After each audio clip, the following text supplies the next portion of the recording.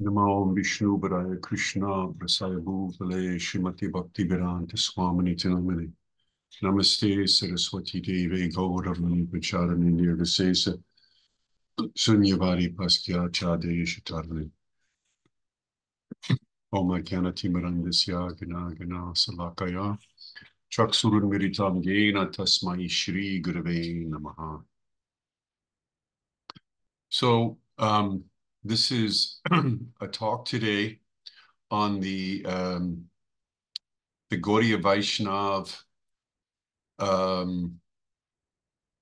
acquiring of a spiritual body appropriate for pastimes with Radha and Krishna. So my focus today is primarily on when a spiritual body is achieved. The question is, do we achieve a spiritual body, which is the culmination of our spiritual practice? Do we receive it after we leave our body or before we leave our body? In other words, do we actually have any conception of our spiritual body prior to death? So this could be a question on your mind, because at the stage of Krishna consciousness that you are at, you may not know or have any conception of your spiritual body. And you may think that there is no conception until you die. When you pass away, then you are awarded a spiritual body or not. And you really don't have any idea what to expect. And so I want to bring to your attention that the knowledge of your future happens in the present life. It's not that you die and you have no knowledge of where you're going. Now that would be true for a non-devotee, but for a yogi who has defined his goal or his future, he is given knowledge of his future because of his present activities. This is what distinguishes us from non-devotees. Non-devotees are taking birth again in the material world, and their karma is uncertain. It's very complex, whereas our karma is negated, is abolished by the practice of Krishna consciousness. So our future is known.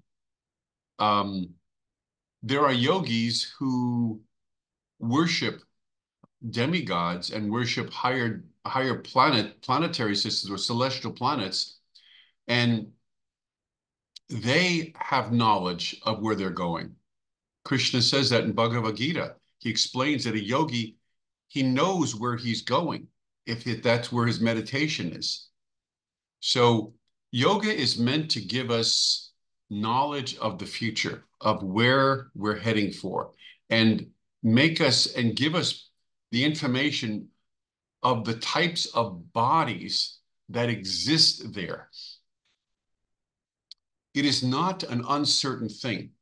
Now, I want to bring an example of why of the idea, the conception of bodies in Gaudiya Vaishnavism and the Vedas in general.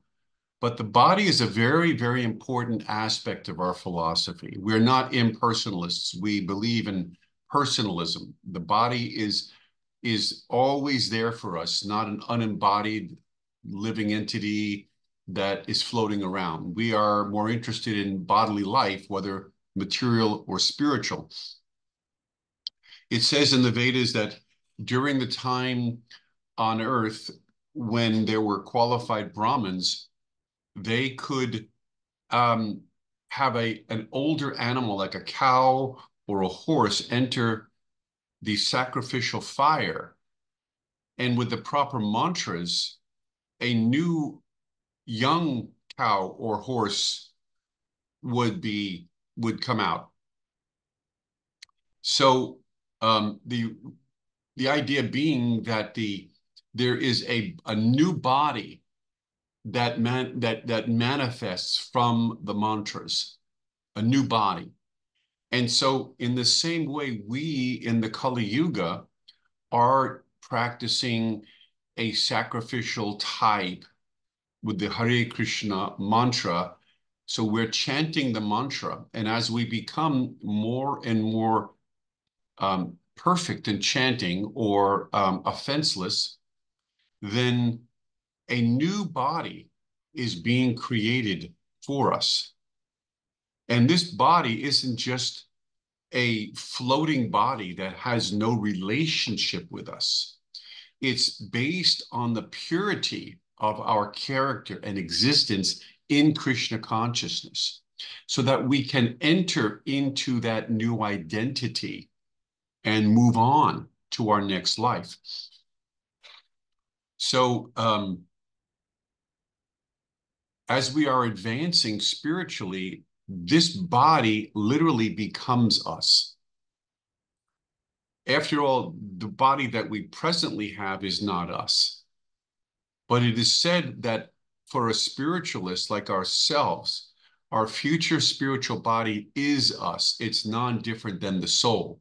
This body is different than the soul. So when we give up identification with this body, we are in a position to start to receive the influence of the internal potency that will define our new spiritual body.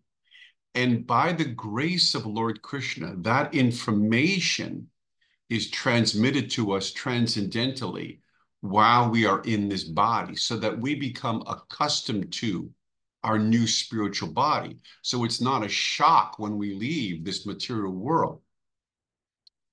The devotees who are aware of their spiritual personality, they leave this material world so easily. They just walk right out. They just drop this body and they move on to their next existence. So there's familiarity with the spiritual world. There's familiarity with our identity and with our function. All these things become revealed to us so that we can meditate upon them and become accustomed to them.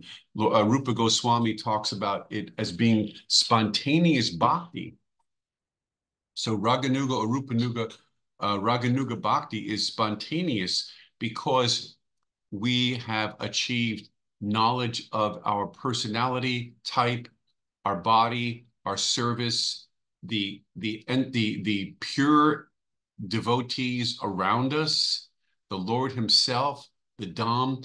All of this becomes familiar with us. And that is part of the absolutely incredibleness of Krishna consciousness.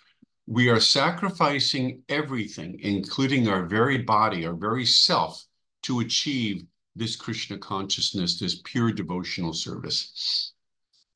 Everything is being given up for this opportunity to transform into a pure devotee of Lord Krishna.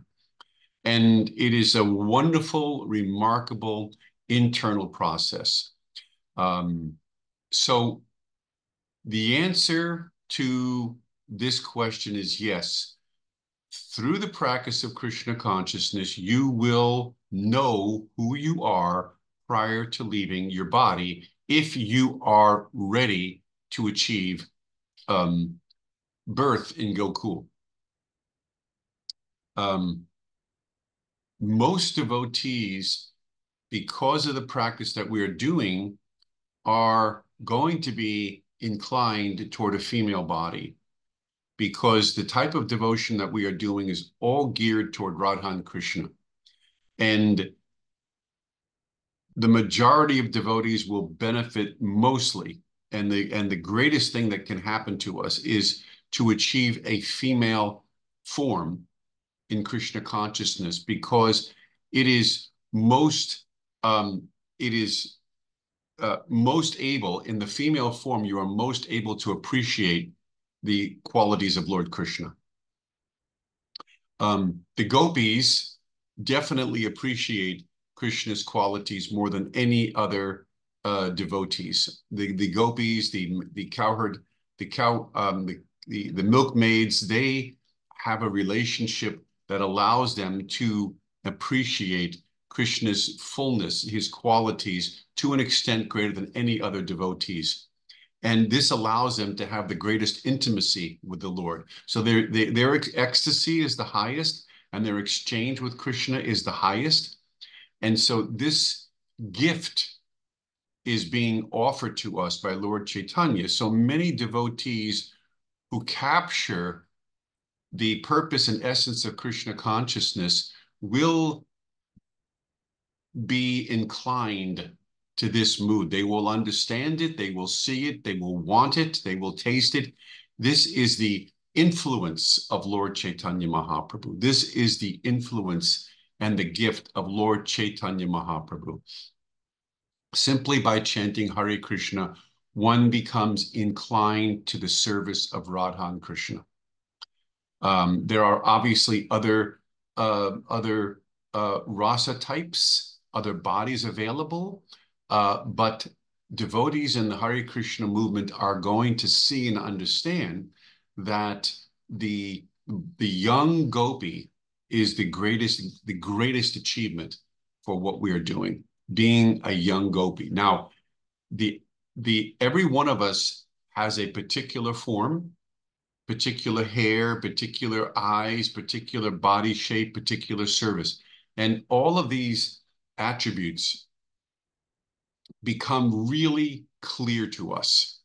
We can begin to see and understand this transformation. Now, why am I speaking about this? Now, that I want to pause because I know that some devotees, many devotees, will either shut off to what I'm saying, or they will think I'm a sahajiya, or they think I'm just trying to make myself appear advanced.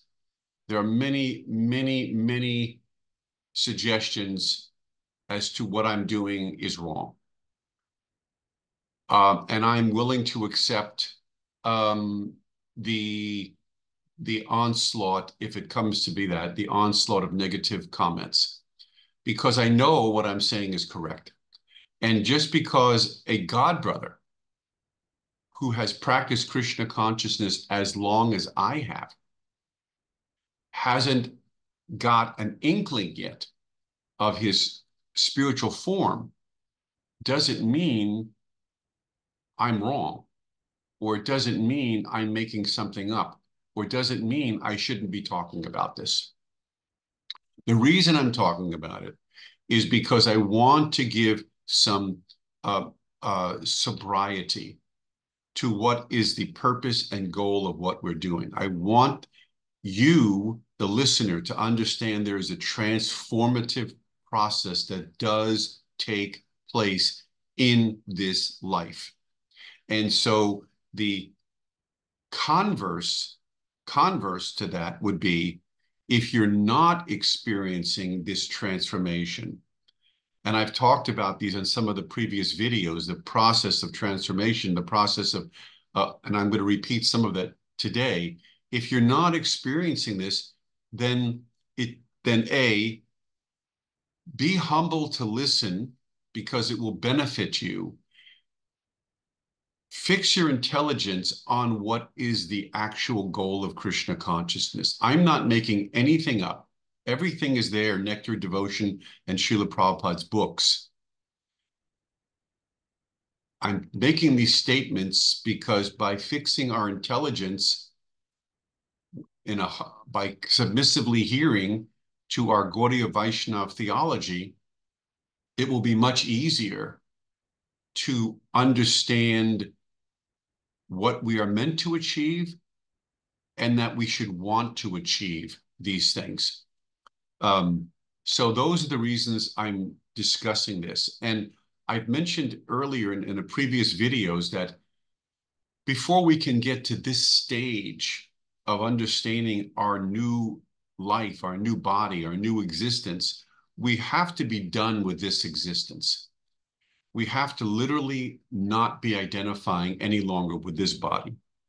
So if we are still under the bodily identification, if we're still identifying that this is me, this body is me, if we still sense that this is me, then we're not really ready yet to receive that transcendental information about our new existence. We still have work to do. And this is only a matter of time and effort that we put into our bhakti, that we will come to this point of giving up identification with the body. It's a very, very major milestone in our Krishna consciousness. And it's beautiful because once achieving it, you don't go backwards. You will continue going forward. At the time that you give up identifying with the body, your intelligence is so refined at that point, and your mind is so sharp that you can literally distinguish between what this body is and what you thought it was. You will understand that this body is literally, it doesn't really have any existence, any life to its own at all. It only acts under the laws of nature, and it is going to be subject to birth, death, old age, disease. Those are the qualities of this body. That's it. And once we leave this body, or the body just goes to nothing, it's gone.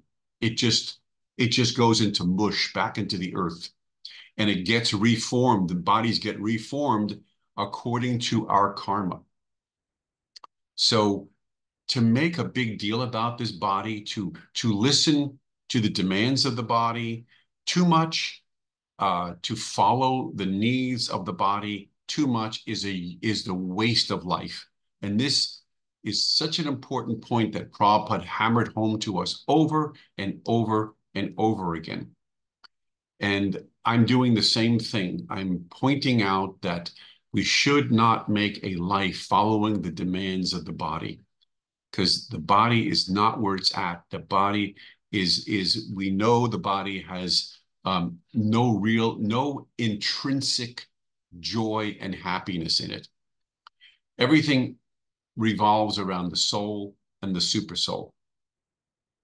So practicing bhakti, if you're a devout, if you're a committed devotee, if you've accepted the path of bhakti to Lord Krishna as being your all in all, and you've given up any other shelter, if Srila Prabhupada is your shelter, and you have taken this process seriously, then you will reach a point. And it's not a straight line, because along the way, it's bumpy. There may be times when you veer off the path a little bit, then you come back and you keep going. And then maybe you veer off and you come back and you keep going. But you will get to what we call, or what is called the Namabha stage, which is like the inflection point of when water boils, it changes into a vapor. And so similarly, when we've done enough bhakti, sufficient amount of bhakti, we've got heaps and heaps of bhakti under our belt. It surpasses, overshadows, overwhelms like a tsunami any karma that is left within us, so that we're no longer acting under our karma, but we're no longer acting karmically, and the reactions have subsided to the point now that the bhakti has taken over, and we are experiencing from moment to moment bhakti. The thoughts of the body and the thoughts of material desires are minimized. They become very tiny, very tiny. And the influence of your soul and your spiritual energy is powerful. It's powerful.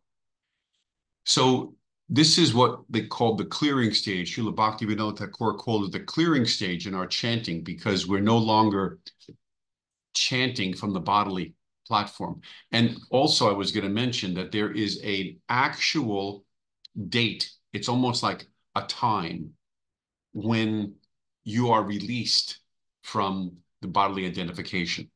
And this is actually pointed out by Baladev Vijayabhushan or Srila Sridhar. I think it's Srila Sridhar, I believe.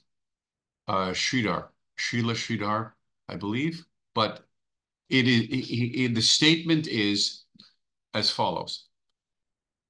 There is no beginning to our conditioning. We cannot trace out. Now that Krishna tells Uddhava in Bhagavatam that there's no way you can trace out when your conditioning began. So we accept that as the beginning point of our understanding. It's anadi, it's beginningless. You cannot trace it out. We accept that because Lord Krishna said it. It's absolute, it's done, final. But there is a time when our liberation begins. And it may appear to be gradual, but actually there is a time when we are liberated. You will literally know when you are no longer identifying with your body. The energy of self-absorption is cut. It's like the fangs of a snake, Srila Prabhupada said, are smashed. And they're smashed. So there is an actual time when this takes place. And again, I mention this because I want to give hope to devotees, because devotees are the best people on the planet, because they are giving their life to Lord Krishna, the Supreme Personality of Godhead, and to the spiritual master, and they deserve all good things to happen to them. And so I hope that by relating these things, excuse me, I hope that this conversation, this information can be inspirational. Because when in our practice, it is difficult. There are many times when doubts arise, or we may feel that, oh, I'm just too fallen, I'm too lusty, I'm never going to make it. I can't get over the material desires. Every once in a every I make 2 steps forward and 2 steps backwards, it seems like. When am I going to get actual Krishna consciousness? And these doubts are there all the time. It's very difficult in that sense for us to achieve steadiness in bhakti. And so I'm here to tell you that the process works, and we can achieve steadiness, and we can literally separate ourselves from the body. And that doesn't necessarily mean that it's a roller coaster ride back to Godhead. What it means is we become like a Goswami. The word Goswami or Swami means controller of the senses. And at that time, you are the master of your body. You are able to keep your body in check. You can put yourself to sleep when you need to. You can wake up when you need to. You don't eat more than necessary. You're not overly meditating upon the needs of your body. You are above your body. You're controlling your impulses. This is what is meant by Swami or by Goswami, is one who can control his body, his mind, his belly, his genitals. The Nectar of Instruction mentions that one who can control these senses, which run straight down, he can literally make disciples all over the world. Rupa Goswami says this in Nectar of Instruction. So this is a very real and achievable position in this life. And so right up to that point of achievement, there may be doubts, because we are in a state of darkness. We're not in a state of darkness when we first, as much as when we first began, but there's shades of gray that continue. until that very moment, whether it's Janmashtami or Mahaprabhu's birthday or Srila Prabhupada's appearance or an Ekadasi, something we read, something may happen that will cause us to change, or it just could naturally all of a sudden evolve. And we will know at that time that it is due to all the bhakti that we're doing. This bhakti is building up. It's building up pressure within us. We may not notice it, but it is building. It's building. It's going to break through. It's going to break through. The water pressure against the dam might be a couple of little cracks, maybe a little crack, maybe there will be no crack. And then all of a sudden, the water just pours through and breaks through the rocks, the dam, and just creams over the side. It's the same thing with our bhakti. It's like it's building, it's building. Water doesn't just boil. I mean, I'm sorry, water, it builds pressure. It's bringing its heat up higher, higher, higher until there's a release. Until there's a release where the water becomes vapor. Our bhakti is like that. It's building up pressure. It's building up. We may not know it. We may, even in the late stages, we may veer off a little bit. But Krishna, this is a very important point. He's so kind to us that even if we veer off and we come back, we don't lose that pressure. It's quickly gained again. It's not lost. We don't go back to square one. The pressure builds by Krishna's grace until it acts. It blows the top off. It reveals the truth. It separates the body from the soul.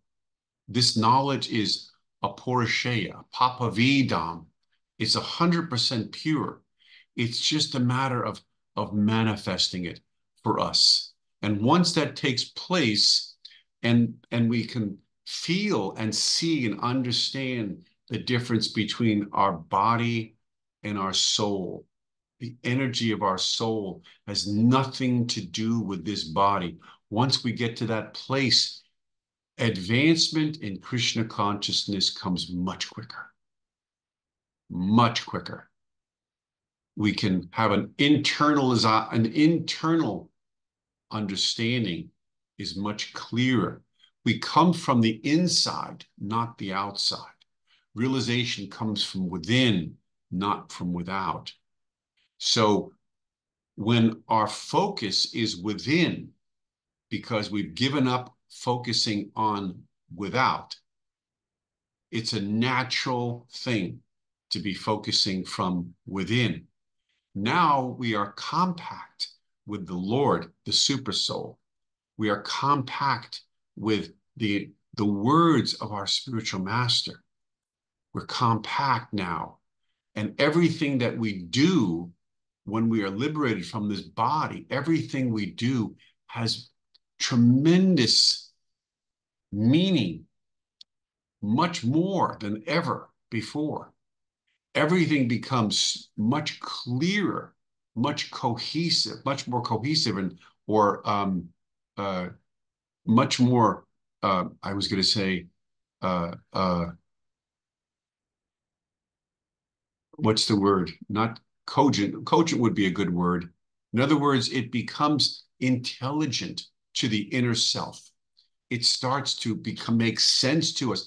This is revelation. Things start to become revealed to the liberated soul. The way Krishna operates, the way he does things is revealed to us because we are in unison with the Lord, not the body. So for us, body is a big deal. The body is a big deal. That's something we need to know. We're not impersonalists. We're not looking to have no body. What we're looking for is to have no bodily identification in the process of Krishna consciousness. So those yogis that are not devotees of Krishna, who are aspiring for liberation, when they reach this idea that they're not the body, they stop. They think that they've achieved perfection, and they just fall back into the bodily consciousness because that's not the perfection. For us devotees, achieving knowledge of not the body is just part of the process. In other words, liberation is just part of the process. It's not the end. It's really the beginning. Rupa Goswami explains in Nectar of Devotion that when you are liberated from the bodily consciousness, you can practice Raganuga Bhakti.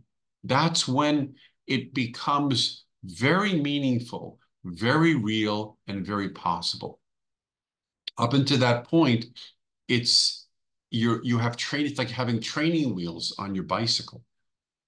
So you will get to the point of liberation. Every single one of us who is practicing Krishna consciousness, if you put in enough time and you do devotion, you will get to this point. Unless you've committed offenses, which can sidetrack you for a considerable period of time, if you commit an offense, you should come back and humbly just offer your obeisances. If you did it to a particular devotee, spiritual master, the deities Adam, however it's revealed to you, beg for some forgiveness, you get right back on track. This is the mercy of Lord Krishna. And go back into the practice, continue, and it will just reveal itself. It will just unfold organically, naturally. Everything will come out. And once you are liberated from misidentifying with the body, by Krishna's grace, you can begin to experience through the chanting, this deeper practice, you can begin to experience this identity. Now you will gain a new identity, and it will not be foreign to you. It will not be imaginary. It will not be something that is not understandable.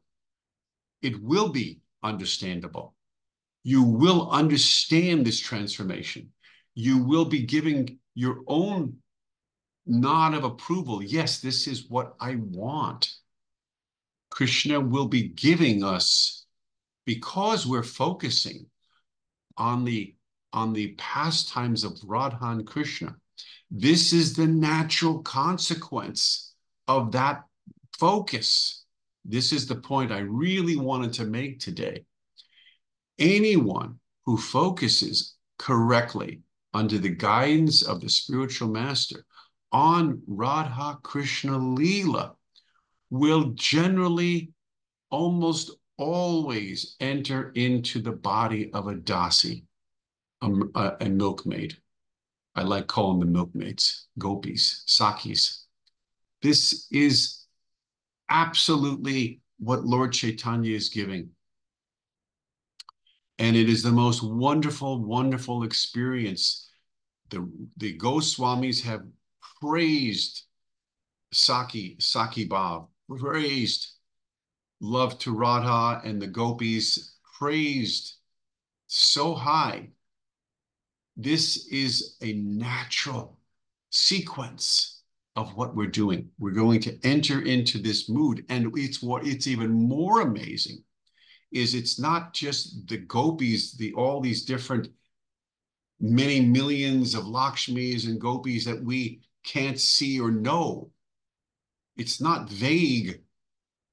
We ourselves will be given our working papers, if you will, our identity papers. It's very personal. The color hair, the length of our hair, the way we look, the way we are, the way we think, our very body will adopt this Saki body, and we will become very comfortable with it. And not just that, we'll love it. We'll love it. It will bring us exhilaration. because it's full of bhav for Radha and Krishna. It's exhilarating. It has to be. If there's no bhav in us, then we can't experience the bhav of Radha and Krishna. So we are being given, over time, we'll be given this state, this body, which is made of bhav. It is actually made of spiritual energy, but it is very inclined to the mood that we are looking for. It's really amazing how this transformation is quite consuming. It's more interesting than anything. It is more interesting than anything. You will lose interest in anything else. That I can guarantee you. You're going to lose interest in anything that you had before in this material world is nothing compared to your transformation. That is amazing. It is absolutely amazing. And if you allow the process to continue, you will fully transform. And you will literally be engaging in tasting service that you will then be doing in your next birth. So I know that this talk is somewhat unconventional. I know it is. I have never heard anyone speak this way before. Like I said, it is there in Nectar Devotion. Prabhupada doesn't speak too much about it because he wanted us to come to the platform of Aham Brahmasmi. And so I've been practicing for 50, 55 years almost. I'm one of the oldest devotees on the planet. So I can speak this way in order to encourage newer devotees, not just those that are present today hearing this, but there'll be future generations of devotees that will also hear and see this video that I'm also talking to. It's important that some of you gain the knowledge and the intelligence of what the process actually is. So here's my words to you. Gain the full understanding of the Gaudiya Vaishnav conception, especially of your future spiritual body. Understand that it takes place in your present life and that you will achieve it as part of the process. And if you don't want to give any consideration to this and you just want to continue, if it's too much for your brain, that's okay. It's not meant to push you faster than you can get there. It's only meant to give you an understanding of what will be coming. What will be coming. And some of you will be nourished and appreciate that. Otherwise, why do we read? Why do we understand the philosophy if we're not willing to grasp it? Even though we may not be there, we want to see what's ahead of us, what we will be achieving. And this is exactly what you will achieve. So to those that are listening, this has got to be beneficial to you to know these things. There may be some doubts that were removed by my talk to you. I want to also, by giving this talk, I want to stimulate and encourage you, because I know that there are devotees who are no longer with us, not because they died, but because they left. And I don't want you to be one of them. I'm saying I know the difficulties in practicing and being on the path. And I'm telling you, if you stick with it, you will internalize and you will achieve everything more than you ever imagined. Stick with it. It'll become easier. The modes of nature and the gunas will untie themselves from you. They'll become looser, looser, looser. And I also want to tell you that along the way, there will be some bumps. There will be bumps. Don't be too harsh on yourself. Sometimes you may be overwhelmed by Maya. or by something, learn from the mistake, don't do it again, get back on the path. Or if you're just having a hard time, don't be too difficult on yourself. Don't be too harsh on yourself. Don't say you'll never achieve Krishna consciousness, because that means that Krishna is not God. He is stronger than you and stronger than me. And when he tells you you're going to achieve this, you will achieve it.